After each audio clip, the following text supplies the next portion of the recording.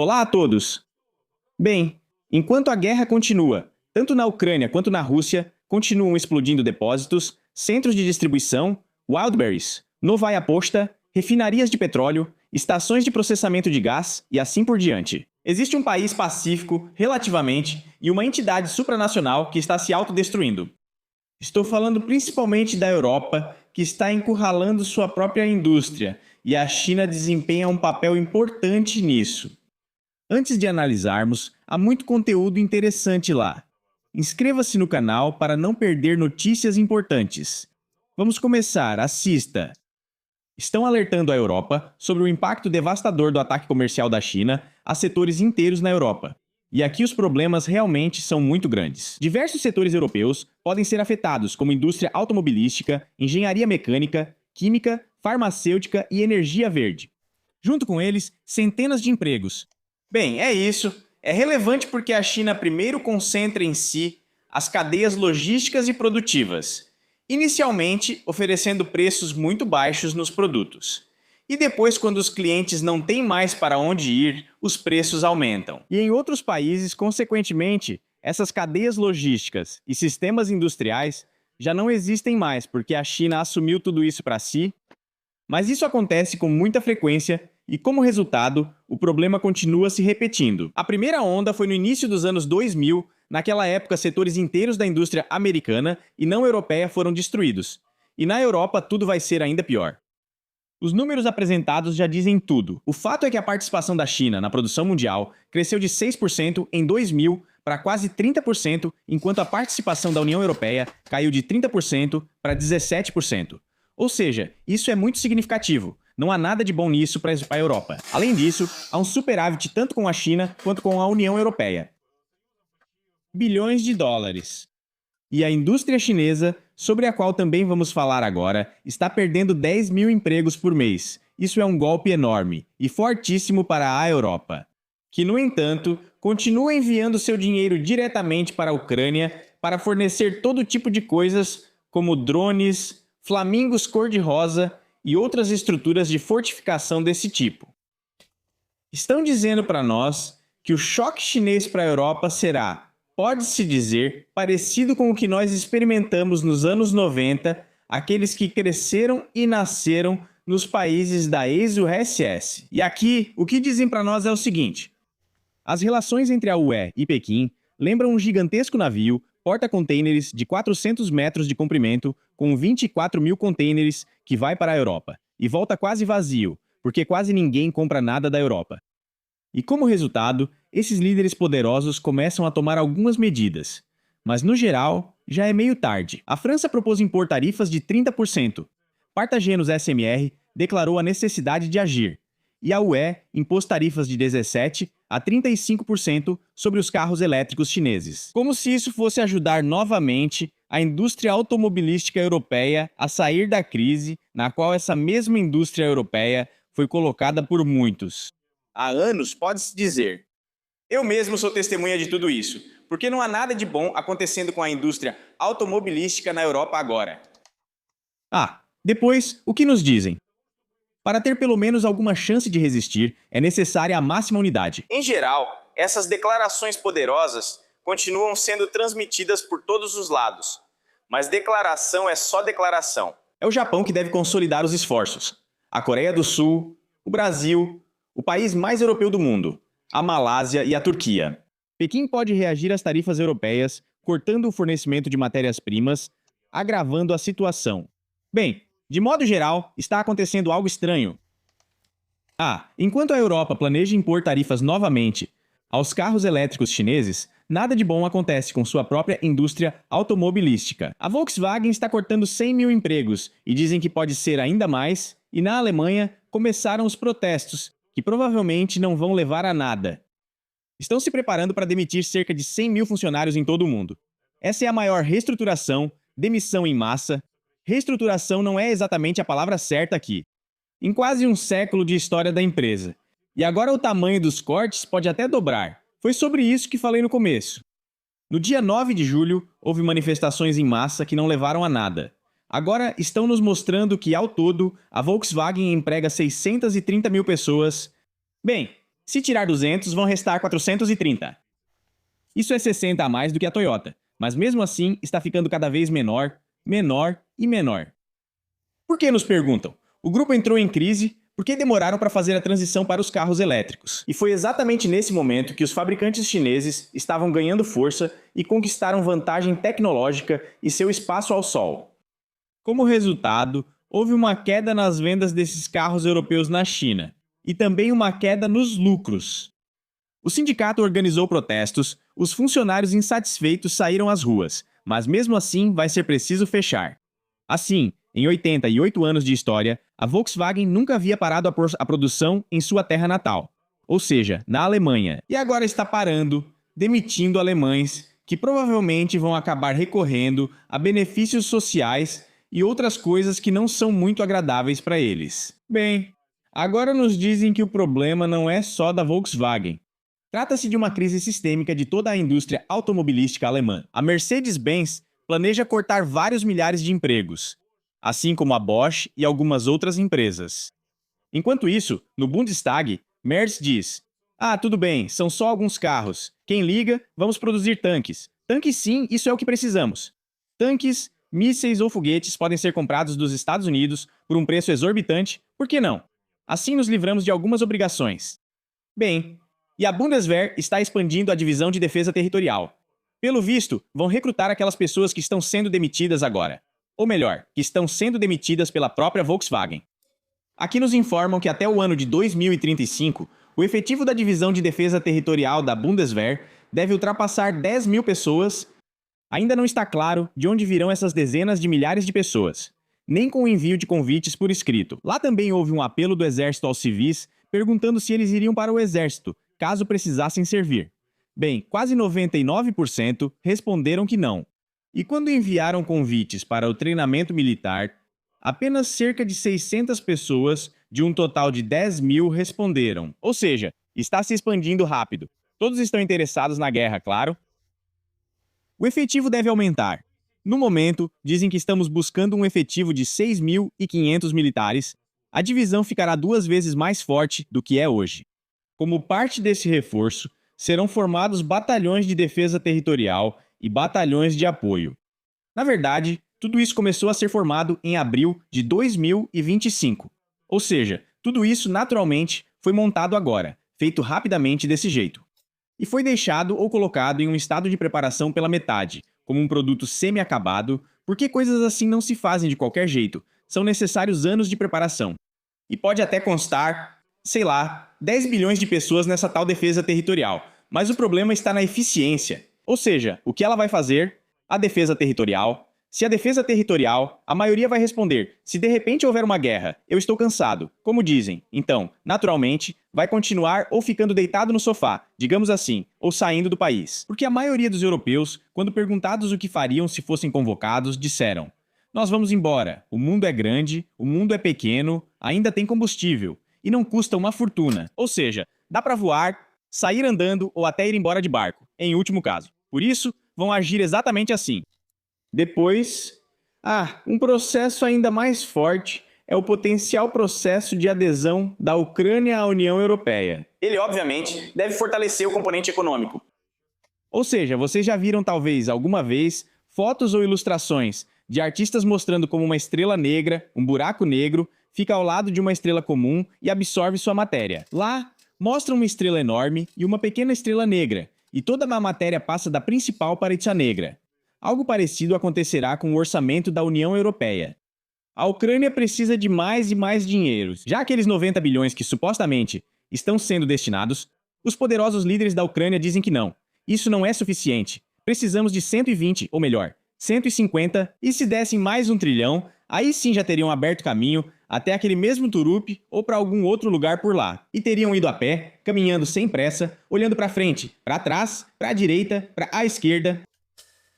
De onde vem tanto dinheiro na Europa é impossível de entender. Ainda assim, prometem admitir a Ucrânia na União Europeia com ressalvas. Por exemplo, um certo relator especial do Parlamento Europeu, Michael Gahler, diz que enquanto a guerra continuar, a Ucrânia não pode se tornar um membro pleno da UE. Mas levando em conta o que o próprio Zelensky diz, que vamos nos preparar para 2029 para 2030 ainda temos crianças crescendo, aqueles que ficaram, podemos reforçar as forças armadas. Mas analisando, fica claro que não haverá adesão à União Europeia por pelo menos 5 anos. A Ucrânia não pode simplesmente se tornar um membro pleno da UE, porque isso automaticamente implicaria a obrigação de outros países tomarem o lado da Ucrânia na guerra. Mas ele nos diz, esse cenário não significa necessariamente derrota, mas pode ser que a Moldávia se torne membro da União Europeia antes da Ucrânia.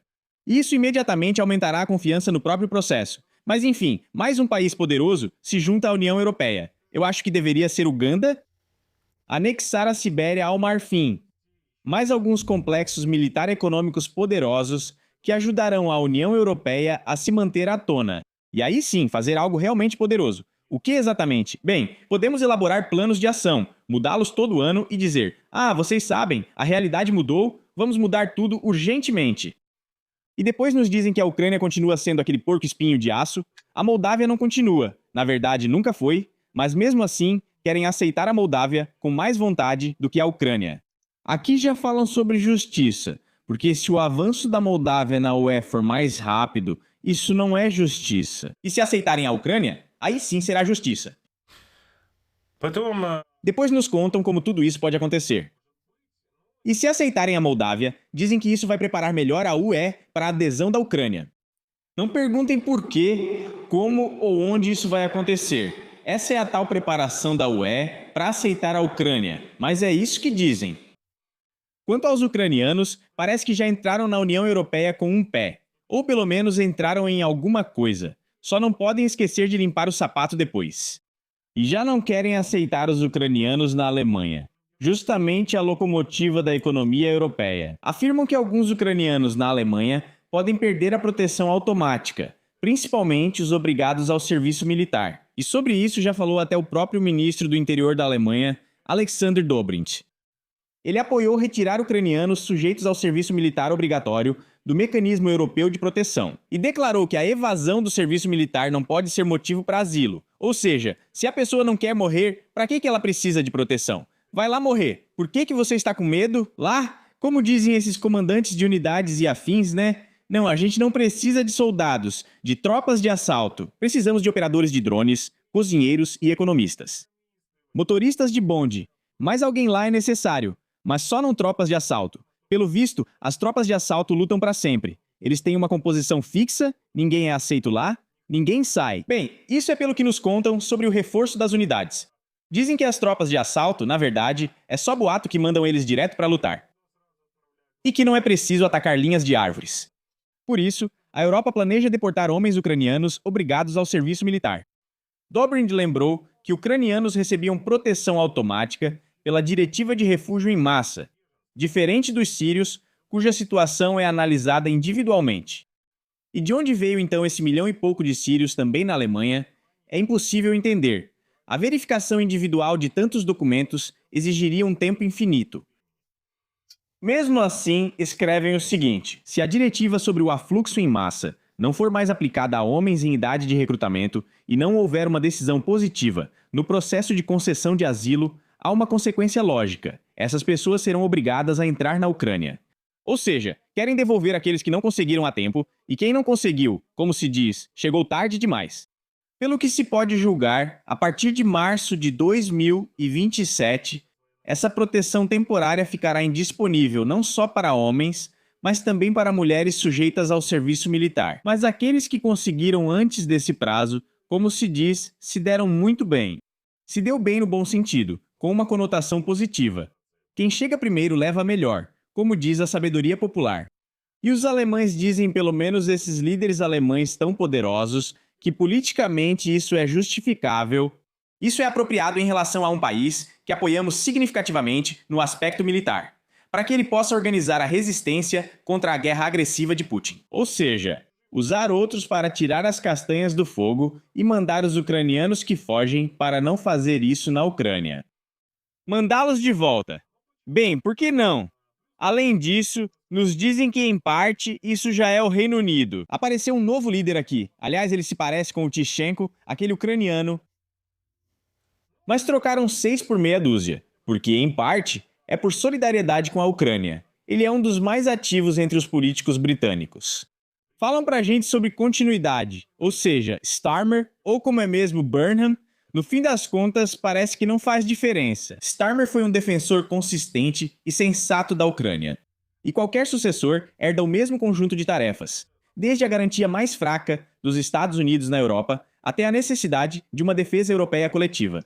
Ou seja, se de fato esse primeiro-ministro assumir suas funções, ele continuará o excelente trabalho do grande Starmer e continuaria destruindo, quero dizer, reconstruindo a economia europeia e ucraniana.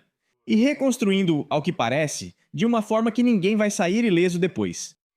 Quanto aos ucranianos, mudaram as regras dos requisitos de documentação para a proteção temporária, e os países da União Europeia prorrogaram isso até 4 de março de 2028. Como disse, para novos requerentes valem as regras sobre o cumprimento do serviço militar na Ucrânia.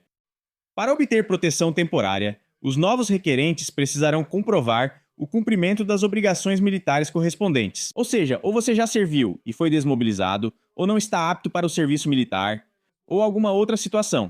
Bom, aí podem existir algumas nuances. Resumindo, a situação é obscura. Vamos ver como isso se desenvolve e se eles aprovam em outros países, mas pelo fato de ser uma voz unificada, e não apenas alguém clamando no deserto, é bem provável que tudo aconteça desse jeito mesmo. Então quem ainda não conseguiu... Bom, como é possível não conseguir de jeito nenhum? Por isso, se for necessário, já está na hora de pensar. Agora é decidir o que fazer, como e para onde ir. Bem, enquanto isso, vamos assistir aos líderes magníficos que querem compartilhar sua sabedoria conosco. Aqui, por exemplo, temos o Mero Slavai falando para nós do seu carrinho, como sempre. Pelo visto, ou ele, uau, ele já desenvolveu até os músculos faciais. A cada vez ele fica cada vez mais e mais. Logo vai ter que comprar uma câmera com lente grande angular, porque da próxima vez pode não caber. E a gente não vai ver o belo rosto desse personagem sábio com a camiseta de cor caqui. E não vamos conseguir ouvir o que ele diz. Ele fala sobre mobilização e começa de novo a falar sobre Israel. Eu não sei por que eles se incomodam tanto com Israel, mas ele começa a dizer... Olhem só... Olha, não sei, vocês contratam gente pelo Telegram para provocar, oferecendo 100 ou 200 dólares para mexer com um agente do TCK ou marcar algum ponto de apoio.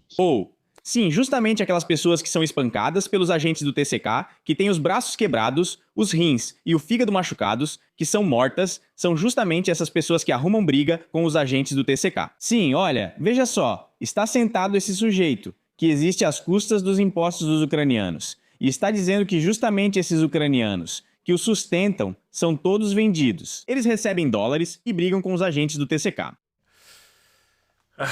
Grave um vídeo sobre eles. Nós tratamos a mobilização de forma muito suave, ao contrário de Israel, por exemplo, dos Estados Unidos da América, e assim por diante. Se nos Estados Unidos da América ou em Israel você atacasse um militar que está cumprindo seu dever, você simplesmente seria morto a tiros. Não, mas o que o militar tem a ver com isso? Ele provavelmente está se referindo aos policiais. Além disso, os funcionários do TCK não são militares, como já dissemos muitas vezes. Isso basicamente consta como uma organização pública na qual existem esses caçadores de pessoas. E esse cara continua falando. Chevron tirou os emblemas do teto do carro, que antes estavam todos pendurados. Pelo visto, é isso. A polícia dos Estados Unidos só sacaria a arma e atiraria em Zeleny do mesmo jeito. Olha, tio, polícia e militares são coisas diferentes. São serviços diferentes, são organizações diferentes. Como um deputado pode não entender que polícia é uma coisa e militar é outra? Sério, não entra na minha cabeça. O grau de incompetência é tão grande que, na verdade, só cabe, aparentemente, nesse rosto grande e imponente, com uma expressão complicada. Lá não existe bosificação, e sim autobusização. Os militares, junto com a polícia e os blindados, de forma muito rígida, com equipamentos especiais, estão caçando os obrigados ao serviço militar e os forçando a entrar no exército. Tudo bem se esse sujeito estivesse falando sobre algo assim, há uns 70, 80 anos, quando os únicos meios de comunicação eram alguns jornais, rádios, muitos dos quais eram bloqueados, e isso não só na União Soviética, mas também em outros países. Mas agora existe uma coisa, bom, e isso é para informação desse tal Guy, Miroslav, sei lá, Shumi, Guy, enfim, Guy de Shumi, fez barulho. Existe uma coisa chamada internet. A internet é uma rede mundial que conecta computadores em diferentes países e permite transferir informações de um computador para outro e até mesmo para celulares agora, e até existem satélites que também permitem a troca de informações, acelerando esse processo. Só avisando o Guy, caso ele veja isso algum dia, talvez ainda não saiba e continue mandando telegramas para os parentes em Israel ou outro lugar. Então, uma pessoa sentada na frente da tela do computador ou segurando o celular na mão pode se comunicar com outra pessoa e ler notícias. E ver o que está acontecendo no mundo e buscar informações, por exemplo, sobre o que está acontecendo em Israel, como é o alistamento militar lá ou nos Estados Unidos. E então fica claro que Guy, bem, sinceramente, ele deveria escrever contos de fadas para adultos. E mesmo assim, acho que ele não se tornaria um contador de histórias popular, porque, bom, tem que ter pelo menos um pouco de verdade. Mas tudo bem, agora temos um certo vovô, de sobrenome Tsibuko, e Tsibuko conversa com Cyber Lenin à esquerda, vamos imaginar. Primeiro foi o jovem Lenin, depois o jovem Elton John, agora é o Cyber Lenin. Então o Cyber Lenin conversa com Tsibuko e reflete sobre o que está acontecendo com Zaluzhny. Lembra dele? Good morning, good morning. Good morning to you, good morning, good morning. I'm glad to see you. This is Zaluzhny. E ainda acrescenta, a little digression. Digressão, digressão. Ainda esfregam as mãos assim. Resumindo, ele domina o inglês magnificamente.